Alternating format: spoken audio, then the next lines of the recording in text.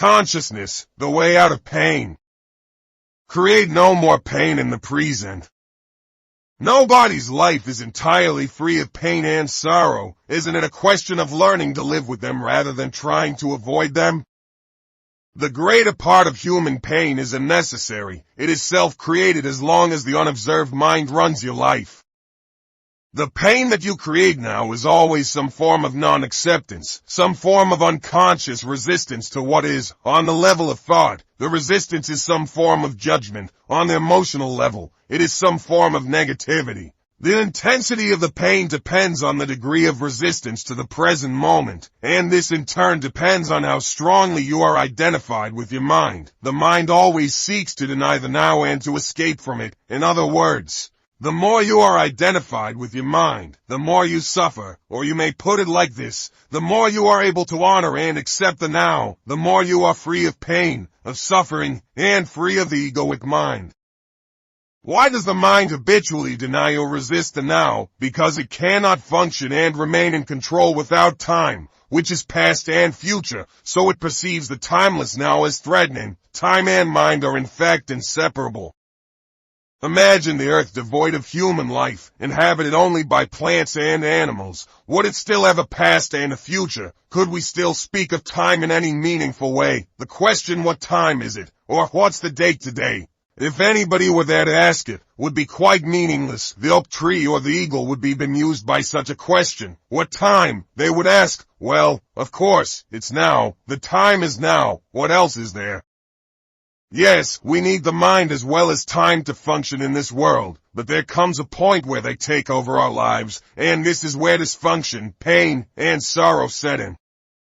The mind, to ensure that it remains in control, seeks continuously to cover up the present moment with past and future, and so, as the vitality and infinite creative potential of being, which is inseparable from the now, becomes covered up by time, your true nature becomes obscured by the mind. An increasingly heavy burden of time has been accumulating in the human mind. All individuals are suffering under this burden, but they also keep adding to it every moment whenever they ignore or deny that precious moment or reduce it to a means of getting to some future moment, which only exists in the mind, never in actuality.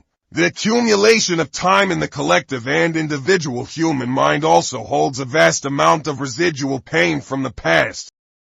If you no longer want to create pain for yourself and others, if you no longer want to add to the residue of past pain that still lives on in you, then don't create any more time, or at least no more than is necessary to deal with the practical aspects of your life. How to stop creating time? Realize deeply that the present moment is all you ever have. Make the now the primary focus of your life, whereas before you dwelled in time and paid brief visits to the now. Have your dwelling place in the now and pay brief visits to past and future when required to deal with the practical aspects of your life situation. Always say yes to the present moment. What could be more futile, more insane, than to create inner resistance to something that already is? What could be more insane than to oppose life itself, which is now and always now? Surrender to what is, say yes to life, and see how life suddenly starts working for you rather than against you.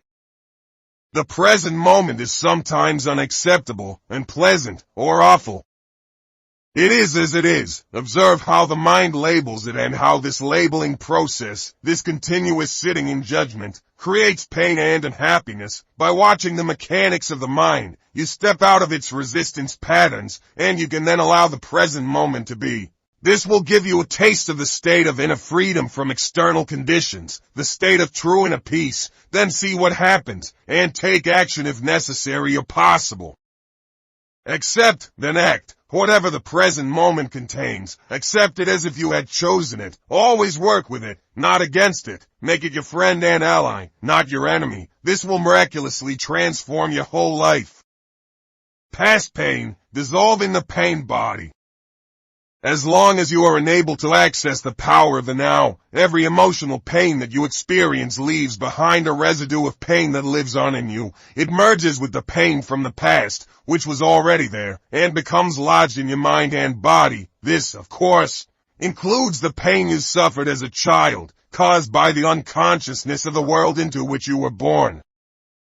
This accumulated pain is a negative energy field that occupies your body and mind. If you look on it as an invisible entity in its own right, you are getting quite close to the truth. It's the emotional pain body. It has two modes of being, dormant and active. A pain body may be dormant 90% of the time in a deeply unhappy person, though it may be active up to 100% of the time. Some people live almost entirely through their pain body, while others may experience it only in certain situations, such as intimate relationships or situations linked with past loss or abandonment, physical or emotional hurt, and so on. Anything can trigger it, particularly if it resonates with a pain pattern from your past when it is ready to awaken from its dormant stage. Even a thought or an innocent remark made by someone close to you can activate it.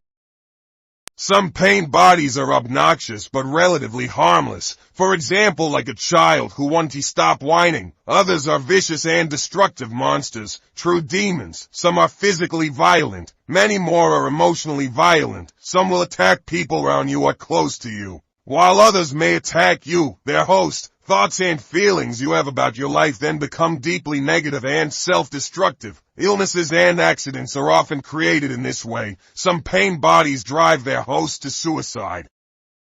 When you thought you knew a person and then you are suddenly confronted with this alien, nasty creature for the first time, you are in for quite a shock. However, it's more important to observe it in yourself than in someone else. Watch out for any sign of unhappiness in yourself, in whatever form. It may be the awakening pain body. This can take the form of irritation, impatience, a somber mood, a desire to hurt, anger, rage, depression, a need to have some drama in your relationship, and so on. Catch it the moment it awakens from its dormant state. The pain body wants to survive, just like every other entity in existence, and it can only survive if it gets you to unconsciously identify with it. It can then rise up, take you over, become you, and live through you. It needs to get its food through you. It will feed on any experience that resonates with its own kind of energy, anything that creates further pain in whatever form, anger, destructiveness, hatred, grief, emotional drama, violence, and even illness. So the pain body, when it has taken you over, will create a situation in your life that reflects back its own energy frequency for it to feed on. Pain can only feed on pain. Pain cannot feed on joy. It finds it quite indigestible. Once the pain body has taken you over, you want more pain. You become a victim or a perpetrator. You want to inflict pain, or you want to suffer pain, or both. There isn't really much difference between the two. You are not conscious of this, of course, and will vehemently claim that you do not want pain. But look closely and you will find that your thinking and behavior are designed to keep the pain going, for yourself and others. If you were truly conscious of it, the pattern would dissolve. For to want more pain is insanity, and nobody is consciously insane. The pain body, which is the dark shadow cast by the ego, is actually afraid of the light of your consciousness. It is afraid of being found out. Its survival depends on your unconscious identification with it, as well as on your unconscious fear of facing the pain that lives in you. But if you don't face it, if you don't bring the light of your consciousness into the pain, you will be forced to relive it again and again.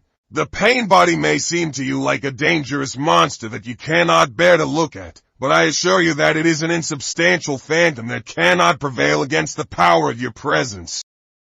Some spiritual teachings state that all pain is ultimately an illusion, and this is true. The question is it true for you? A mere belief doesn't make it true. Do you want to experience pain for the rest of your life and keep saying that it is an illusion? Does that free you from the pain? What we are concerned with here is how you can realize this truth, that is, make it real in your own experience.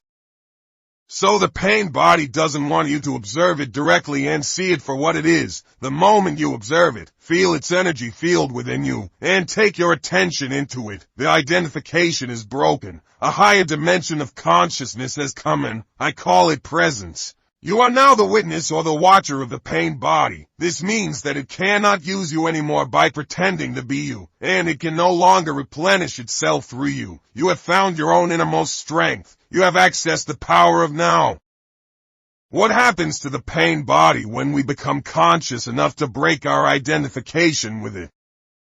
Unconsciousness creates it. Consciousness transmutes it into itself. Saint Paul expressed this universal principle beautifully. Everything is shown up by being exposed to the light, and whatever is exposed to the light itself becomes light, just as you cannot fight the darkness. You cannot fight the pain body. Trying to do so would create inner conflict and thus further pain. Watching it is enough. Watching it implies accepting it as part of what is at that moment.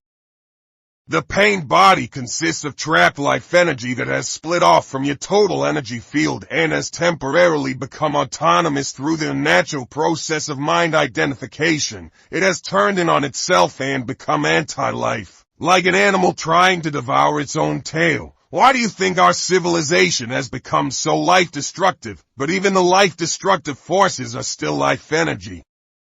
When you start to disidentify and become the watcher, the pain body will continue to operate for a while and will try to trick you into identifying with it again. Although you are no longer energizing it through your identification, it has a certain momentum, just like a spinning wheel that will keep turning for a while even when it is no longer being propelled. At this stage, it may also create physical aches and pains in different parts of the body, but they won't last. Stay present, stay conscious. Be the ever-alert guardian of your inner space. You need to be present enough to be able to watch the pain body directly and feel its energy. It then cannot control your thinking. The moment your thinking is aligned with the energy field of the pain body, you are identified with it and again feeding it with your thoughts.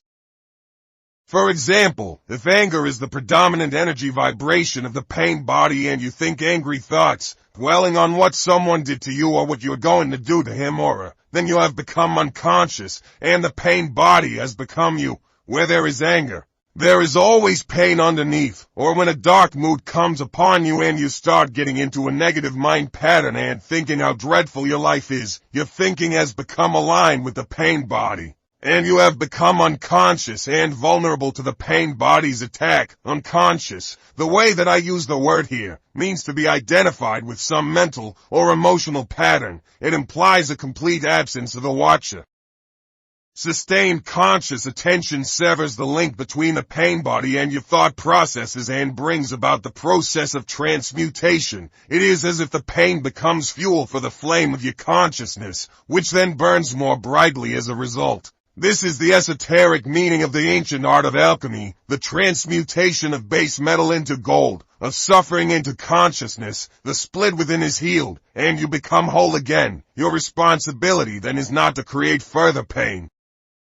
Let me summarize the process. Focus attention on the feeling inside you. Know that it is the pain body. Accept that it is there. Don't think about it. Don't let the feeling turn into thinking. Don't judge or analyze. Don't make an identity for yourself out of it. Stay present and continue to be the observer of what is happening inside you. Become aware not only of the emotional pain, but also of the one who observes, the silent watcher. This is the power of the now, the power of your own conscious presence. Then see what happens.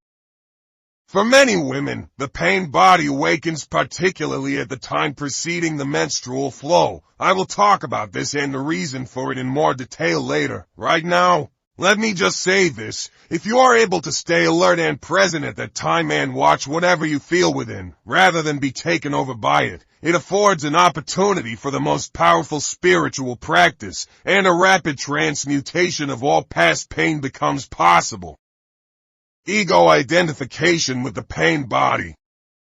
The process that I have just described is profoundly powerful yet simple. It could be taught to a child, and hopefully one day it will be one of the first things children learn in school. Once you have understood the basic principle of being present as the watcher of what happens inside you, and you understand it by experiencing it, you have at your disposal the most potent transformational tool.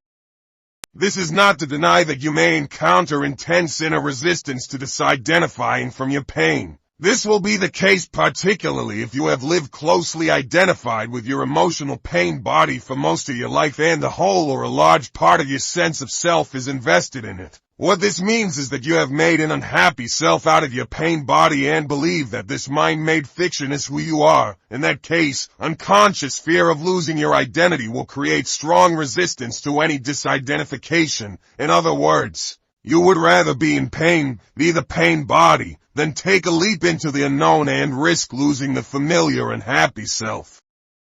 If this applies to you, observe the resistance within yourself, observe the attachment to your pain, be very alert, observe the peculiar pleasure you derive from being unhappy, observe the compulsion to talk or think about it. The resistance will cease if you make it conscious. You can then take your attention into the pain body, stay present as the witness, and so initiate its transmutation. Only you can do this. Nobody can do it for you, but if you are fortunate enough to find someone who is intensely conscious, if you can be with them and join them in the state of presence, that can be helpful and will accelerate things. In this way, your own light will quickly grow stronger. When a log that has only just started to burn is placed next to one that is burning fiercely, and after a while they are separated again, the first log will be burning with much greater intensity. After all, it is the same fire.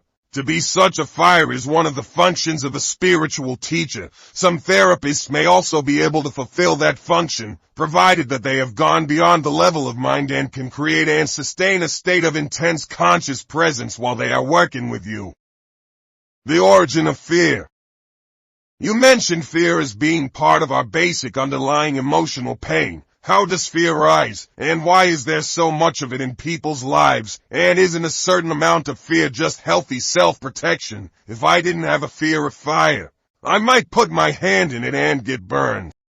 The reason why you don't put your hand in the fire is not because of fear, it's because you know that you'll get burned. You don't need fear to avoid a necessary danger, just a minimum of intelligence and common sense for such practical matters.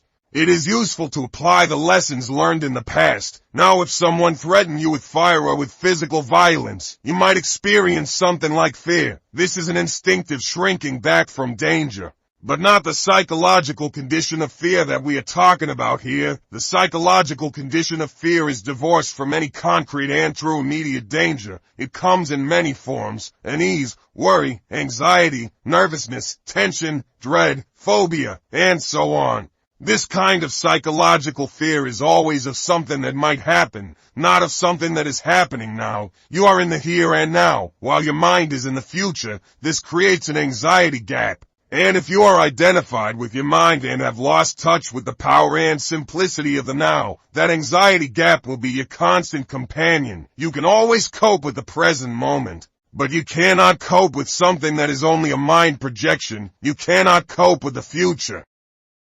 Moreover, as long as you are identified with your mind, the ego runs your life, as I pointed out earlier. Because of its phantom nature, and despite elaborate defense mechanisms, the ego is very vulnerable and insecure, and it sees itself as constantly under threat. This, by the way, is the case even if the ego is outwardly very confident. Now remember that an emotion is the body's reaction to your mind. What message is the body receiving continuously from the ego? The false, mind-made self. Danger. I am under threat. And what is the emotion generated by this continuous message? Fear, of course. Fear seems to have many causes. Fear of loss, fear of failure, fear of being hurt, and so on. But ultimately all fear is the ego's fear of death, of annihilation. To the ego, death is always just around the corner, in this mind-identified state. Fear of death affects every aspect of your life. For example, even such a seemingly trivial and normal thing as the compulsive need to be right in an argument and make the other person wrong, defending the mental position with which you have identified, is due to the fear of death. If you identify with a mental position, then if you are wrong, your mind-based sense of self is seriously threatened with annihilation. So you as the ego cannot afford to be wrong. To be wrong is to die. Wars have been fought over this, and countless relationships have broken down. Once you have disidentified from your mind, whether you are right or wrong makes no difference to your sense of self at all. So the forcefully compulsive and deeply unconscious need to be right, which is a form of violence, will no longer be there. You can state clearly and firmly how you feel or what you think, but there will be no aggressiveness or defensiveness about it. Your sense of self is then derived from a deeper and truer place within yourself, not from the mind. Watch out for any kind of defensiveness within yourself. What are you defending? An illusory identity, an image in your mind, a fictitious entity. By making this pattern conscious, by witnessing it, you disidentify from it in the light of your consciousness. The unconscious pattern will then quickly dissolve. This is the end of all arguments and power games, which are so corrosive to relationships. Power over others is weakness disguised as strength. True power is within, and it is available to you now. So anyone who is identified with their mind and, therefore, disconnected from their true power, their deeper self rooted in being, will have fear as their constant companion. The number of people who have gone beyond mind is as yet extremely small. So you can assume that virtually everyone you meet or know lives in a state of fear. Only the intensity of it varies. It fluctuates between anxiety and dread at one end of the scale and a vague unease and distant sense of threat at the other.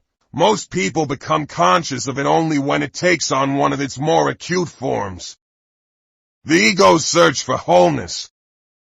Another aspect of the emotional pain that is an intrinsic part of the egoic mind is a deep-seated sense of lack or incompleteness, of not being whole. In some people, this is conscious, in others unconscious. If it is conscious, it manifests as the unsettling and constant feeling of not being worthy or good enough. If it is unconscious, it will only be felt indirectly as an intense craving, wanting and needing. In either case, people will often enter into a compulsive pursuit of ego gratification and things to identify with in order to fill this hole they feel within. So they strive after possessions, money, success, power, recognition, or a special relationship. Basically so that they can feel better about themselves, feel more complete. But even when they attain all these things, they soon find that the hole is still there, that it is bottomless. Then they are really in trouble, because they cannot delude themselves anymore. Well, they can and do, but it gets more difficult.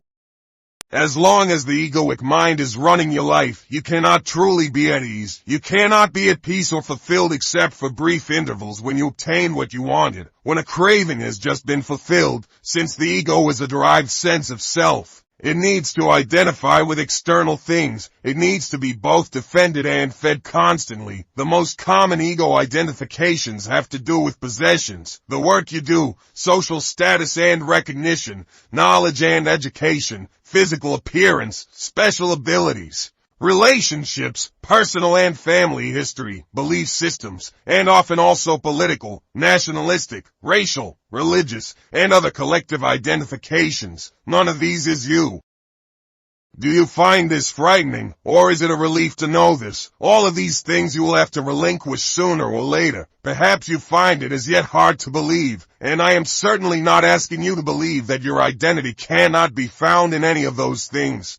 You will know the truth of it for yourself. You will know it at the latest when you feel death approaching. Death is a stripping away of all that is not you. The secret of life is to die before you die, and find that there is no death.